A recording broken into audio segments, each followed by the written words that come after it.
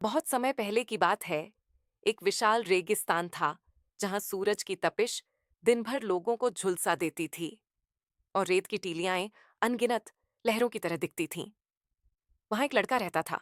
नाम था आरव। उसे बचपन से ही सुनने में आया था कि कहीं दूर नीला पानी है, एक ऐसी जगह जहां पानी इतना है कि उसकी लहरें रेत की तरह बहती हों और रेगिस्तान मिट जाए।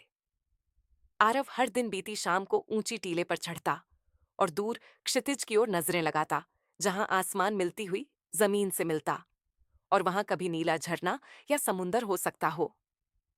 उसके पास एक बड़ा बाटुआ था। उसमें उसने थोड़ी सी रोटी, कुछ फलों के टुकड़े और पानी रखा, क्योंकि कोई नहीं जानता था कि यात्रा कितनी बड़ी होगी। एक दिन सुबह सवेरे, जब सूरज ने पहली किरणें रेगिस्तान की रेत पर बिछानी शुरू की, आरव ने निर्णय लिया कि वह निकल पड़ेगा उस नीले पानी की तलाश में।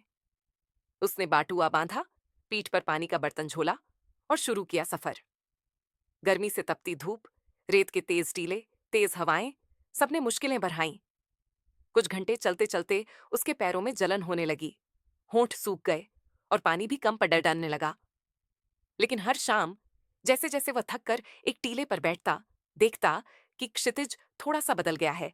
नीले रंग की एक अजीब सी झलक वहां दिखने लगी थी। रात को नींद में उसे समुद्र की आवाज सुनाई देती थी, जैसे लहरें रेत से टकरा रही हों। वो सपना था या एहसास, कोई नहीं जानता। आखिरकार एक दोपहर की तपती धूप में वह एक चश्मा पा गया, छोटी सी झील, एहसास जैसा नीला पानी और किनारे पे हरी भरी पौधों की झुरमुटियां। वह जैसे रेत के बीच समुंदर पा गया हो। आरव ने पानी पिया, पौधों की हरी भरी पत्तियों को छुआ और महसूस किया कि थकावट भी कितनी मीठी थी, क्योंकि उसकी मंजिल इतनी प्यारी थी।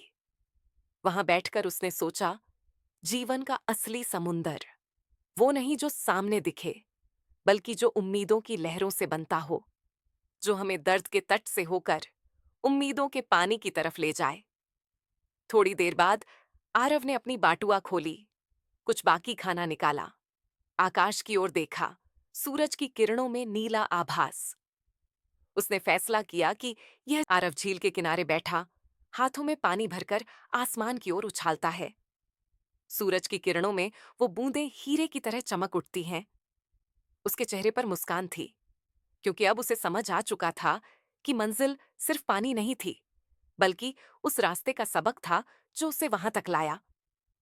वो झील धीरे धीरे समुंदर में बदलती सी प्रतीत हुई और रेगिस्तान की रेत लहरों की तरह नाच उठी।